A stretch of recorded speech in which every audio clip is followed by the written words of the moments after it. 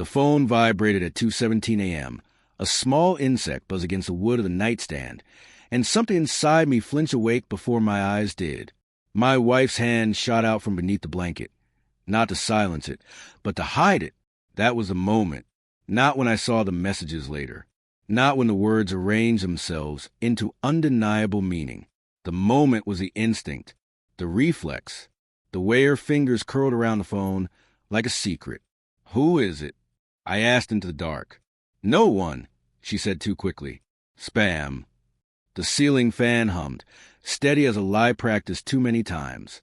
I stared at the shadow it cast, a rotating blade slicing the room into pieces, and felt a thin crack form inside my chest. I told myself I was tired, paranoid. Marriage does that. I'd heard. Turns you into a watcher, a scorekeeper. I rolled over and pretended sleep found me. It didn't. In the weeks that followed, unease settled into the house like dust. Invisible, coating everything. She laughed at messages she didn't share. She showered longer. She started wearing perfume on Tuesdays, days she used to forget deodorant. Each detail alone was nothing. Together, they formed a shape I refuse to name. I loved her. That's the part people underestimate. How love makes you stupid, generous with excuses.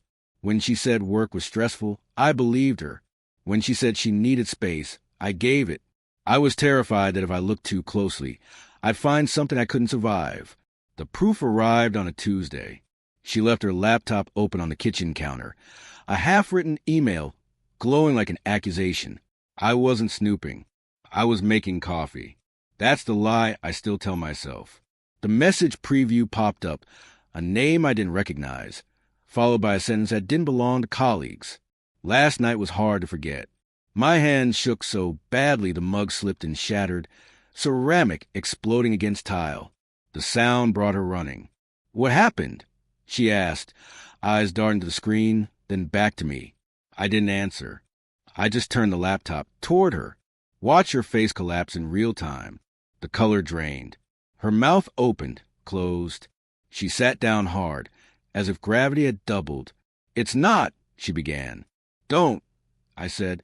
My voice sounded distant, like it belonged to someone else. "Just don't." Silence stretched, thick and suffocating. Finally, she whispered his name. Mark, a man from her office. Married. 2 kids. The details poured out in a messy confession. How it started innocently, how it meant nothing, how it somehow meant everything. I listened, numb, cataloging each word like evidence in a case I never wanted to build. That night, I slept on the couch, staring at the ceiling, wondering how a life could unravel so quietly. No screaming, no slammed doors, just a slow, sickening realization that the person you trusted most had been living a parallel life inches from your own. I didn't know what to do with my anger. It had nowhere to go. So when an unfamiliar woman messaged me on social media 2 days later, I almost ignored it. "We need to talk." I'm Mark's wife. We met at a coffee shop halfway between our homes, neutral ground for shared devastation. She was younger than I expected, eyes sharp with exhaustion, hands wrapped tight around her cup like it was the only solid thing left. "I'm sorry," she said immediately. "I didn't know how else to reach you." "It's fine," I lied. She told me she'd found messages weeks ago, that she confronted Mark, that he'd cried, promised it was over. She believed him until she saw my wife's name light up his phone again. She slid her phone across the table. More messages, proof layered on proof. Then she hesitated, took a breath. "There's something else," she said. "Something Mark doesn't know I know." My pulse thudded in my ears. "What?" She leaned in, lowering her voice as if the walls might listen.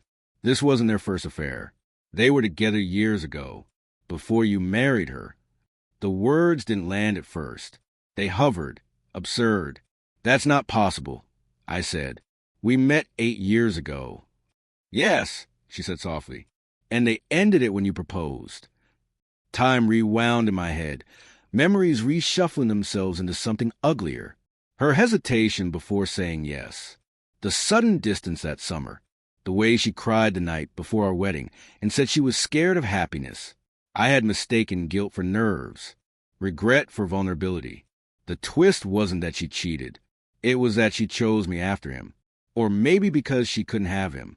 I wasn't a safe harbor. I was a consolation prize. I thought you deserved to know, the woman said. There was no triumph in her eyes, just a shared wreckage. When I confronted my wife that night, she didn't deny it. She just sank onto the floor, sobbing, apologizing in broken pieces. She said she loved me. She said she was confused back then.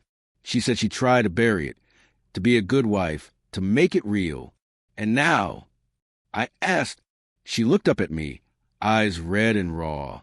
Now I know I was lying to myself. Something inside me finally broke cleanly, like a bone snapping instead of cracking.